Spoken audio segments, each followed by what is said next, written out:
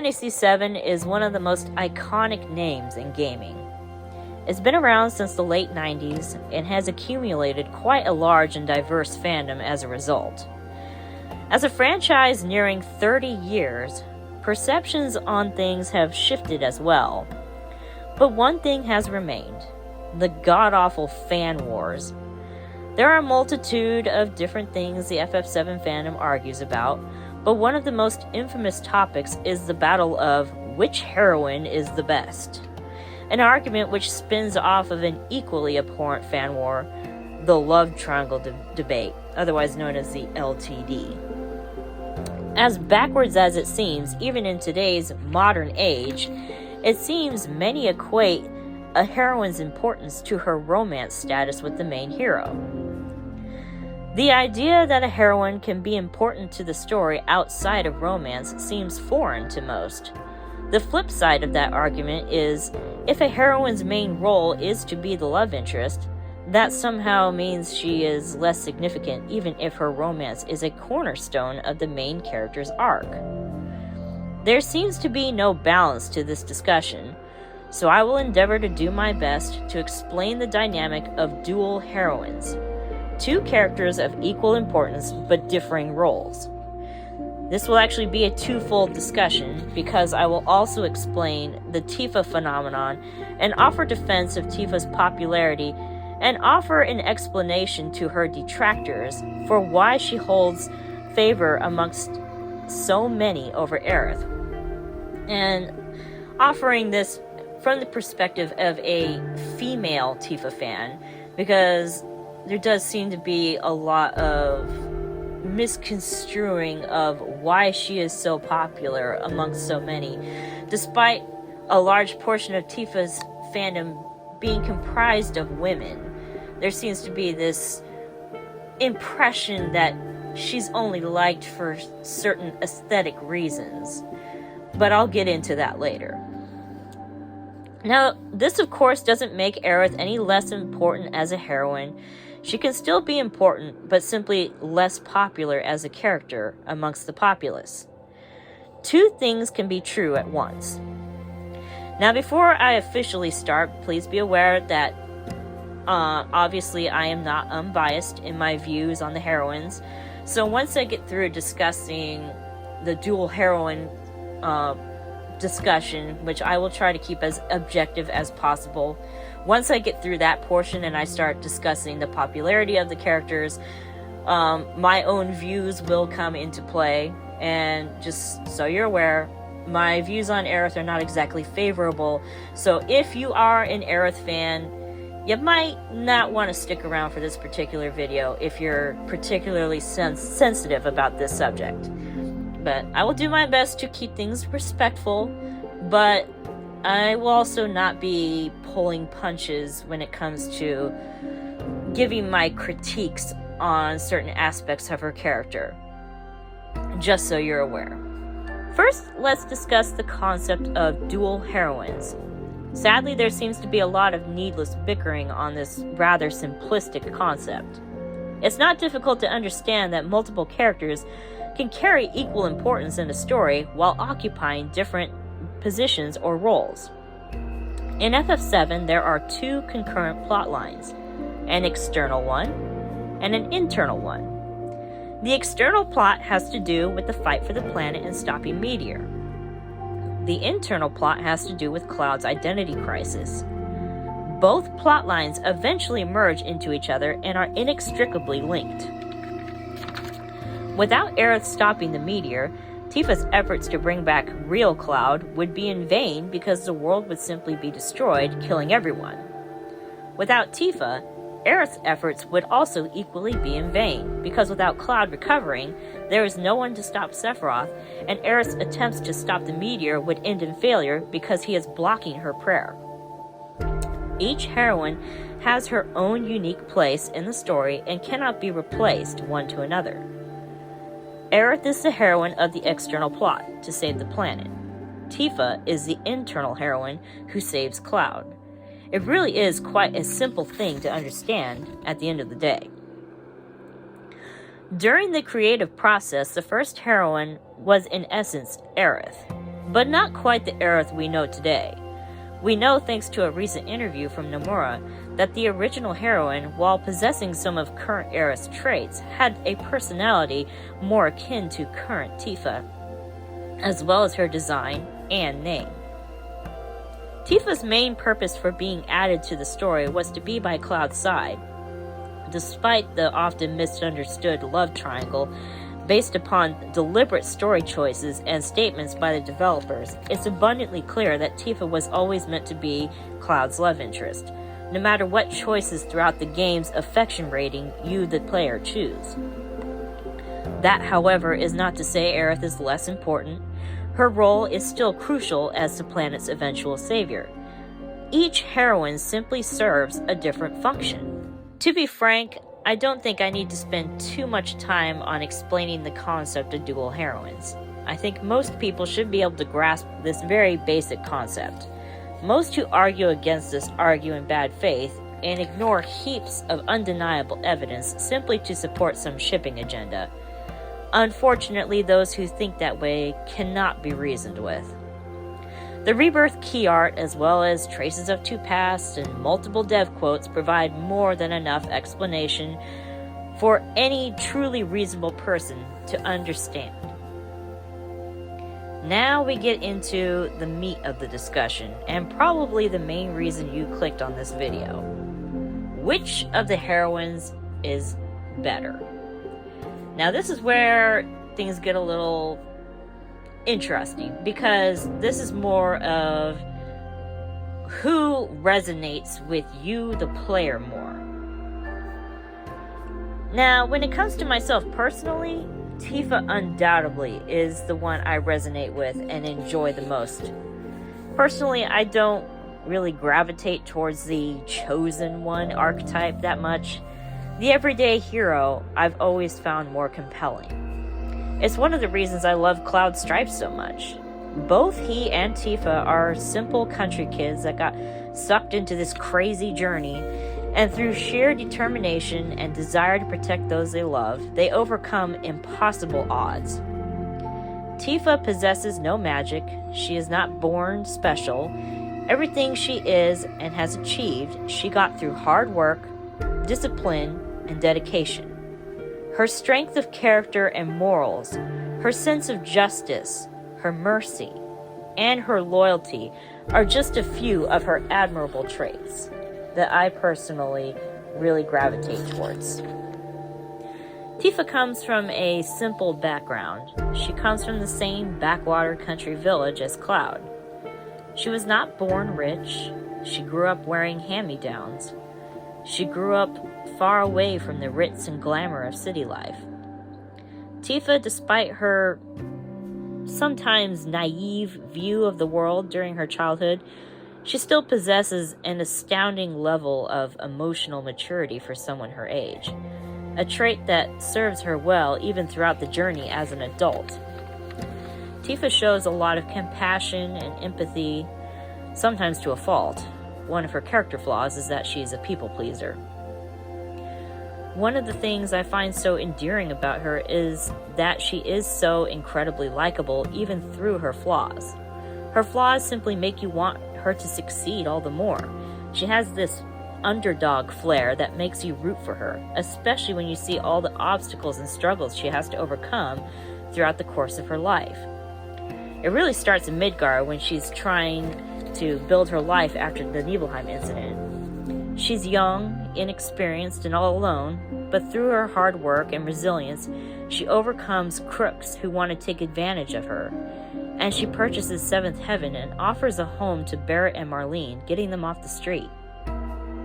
The same determination drives her to do everything in her power to help Cloud, despite large gaps in her own memory, and having to fight through Sephiroth's influence over Cloud.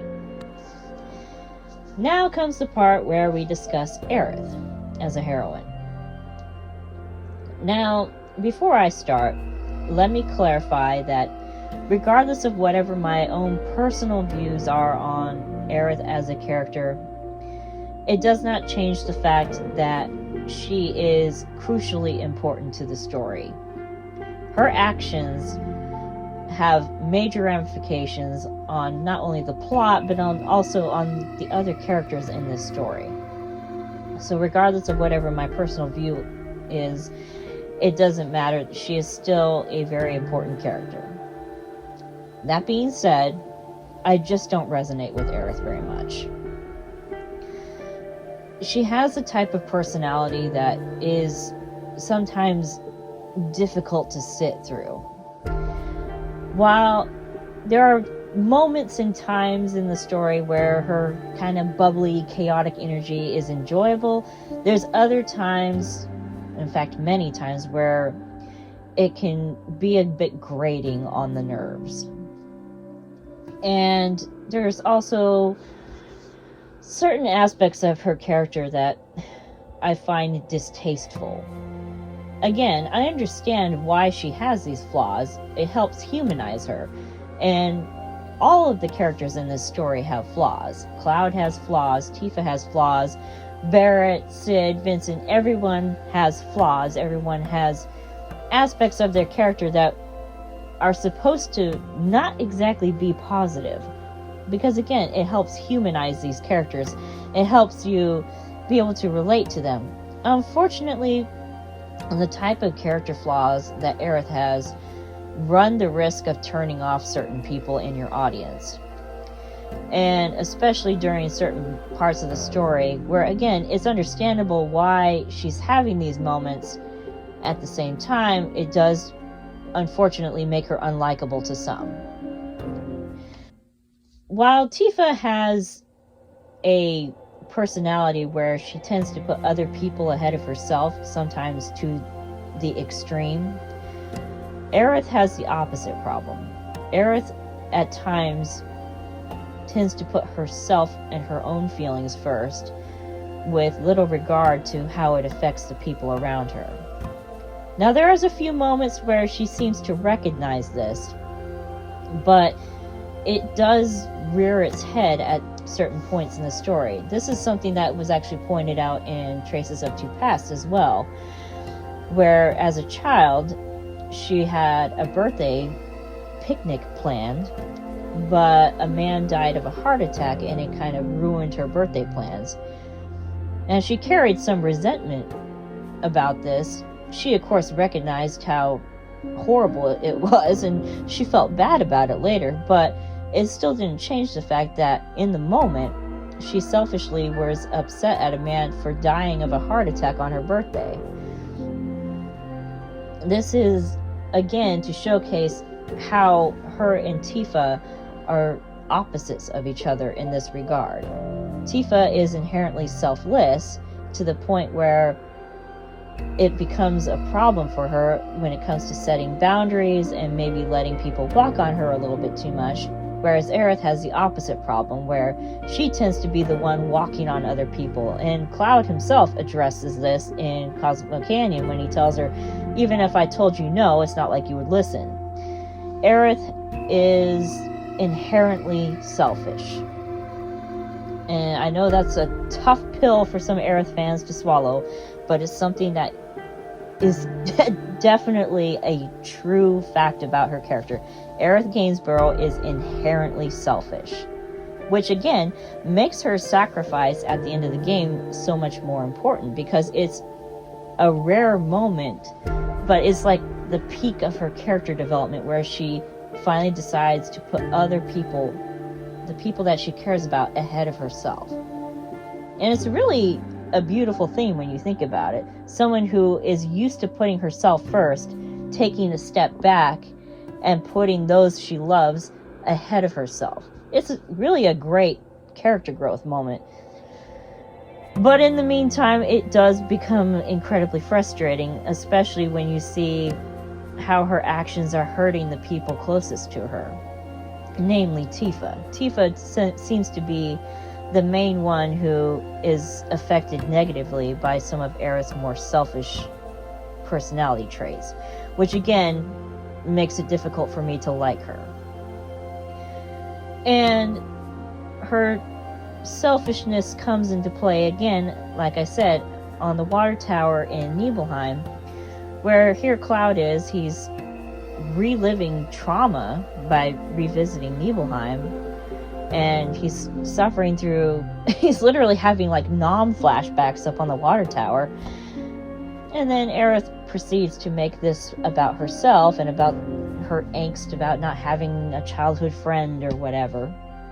And it's like, okay, I understand her having those feelings, but at the same time, basically kicking Cloud off of his own water tower, saying, oh, I want to be alone right now. And it's like, okay, how about putting your own selfish needs aside and focus on the fact that your friend right now could probably use some support. He's going through a lot of shit right now. Don't you think you could put your angst over your not having friends in childhood to take care of the friends that you have right now? I'm sure Tifa would have appreciated a supportive shoulder during this time. But where was Aerith? Sitting up on the water tower feeling sorry for herself. Now again, I understand why Nojima wrote this, because again, this is a humanizing moment for Aerith. But it's that risk that you run while trying to humanize this character. You've also made her unlikable. Because people who are inherently selfish do tend to be unlikable. Now, I won't sit here and claim that Aerith doesn't have fans. Aerith has plenty of fans. There is certainly people who will be more than happy to excuse any of these examples I'm giving. But I'm simply trying to explain why Tifa might have an edge on Aerith when it comes to likability. Because the type of flaws that Tifa has, they're more internal flaws. They tend to only damage herself. Tifa's actions rarely have a negative effect on the people around her. Tifa is usually the victim of her own flaws. Whereas with Aerith, a lot of the negative aspects of her character tend to affect the people around her more, therefore making her likely to be more disliked by a larger portion of people. Hence why Tifa might, again, have an edge on Aerith as far as likability and personality. So the final point I'll make on this is that at the end of the day, whoever you personally enjoy is who is going to be the better heroine in your view. There's really no objective way of saying which heroine is better, because they are both important. And they both have their purpose in the story. And everything falls apart without one of them playing their role, is the point I'm trying to make. Now, as far as the love triangle debate, they are most certainly not on equal footing. But Aerith's heroine role does not suffer because she's not the main love interest for Cloud. She is Zack's love interest, not Cloud's. She projects her affection for Zack onto Cloud, and that's how the love triangle sort of manifests.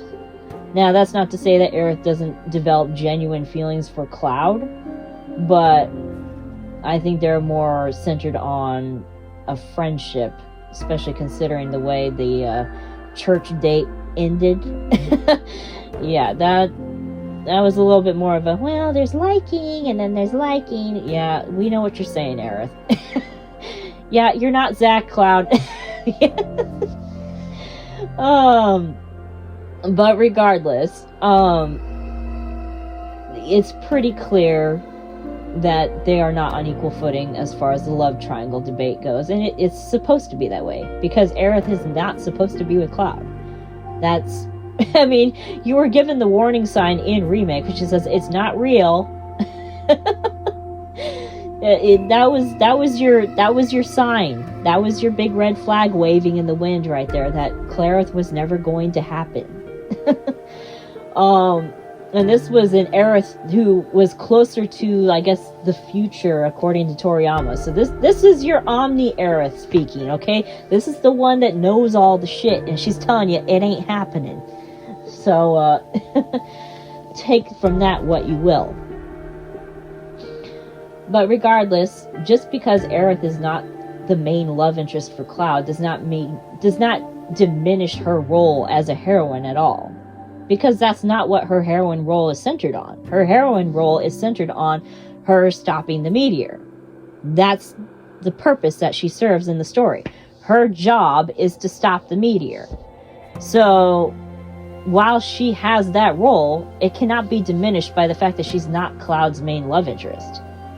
Tifa's role, however, is centered around her being the love interest. It's centered around her, specifically her bond with Cloud. That is the purpose she serves. She was placed in this story. She was created as a character to be by Cloud's side, as stated by Nomura. That is her purpose in the story, is to be by Cloud's side. She was quite literally created to be the love interest. So, and again, that doesn't diminish her role as a heroine either, just because she's the love interest, because it's such a central part to Cloud's character. It's a huge part of the live stream scene where we see what his motivations for even wanting to be a soldier in the first place. It all had to do with him wanting to be a man worthy of Tifa. So, all of this connects together. And, as far as, just which heroine you like more, well, that's all going to be subjective. It depends on what part of the story you resonate more with. I tend to gravitate more towards the plot line surrounding Cloud's identity crisis. It's a large reason why I'm a fan of Final Fantasy VII to begin with. I mean, I enjoy other aspects of the story, and yes, I'm still interested in the storyline revolving around the meteor and stopping the meteor and stuff, but the stuff that pertains to Cloud has always been the part of the story that I resonate with the most. And so, because of that, I tend to gravitate more towards Tifa's storyline. And again, I gravitate more towards the story of a character who wasn't born special.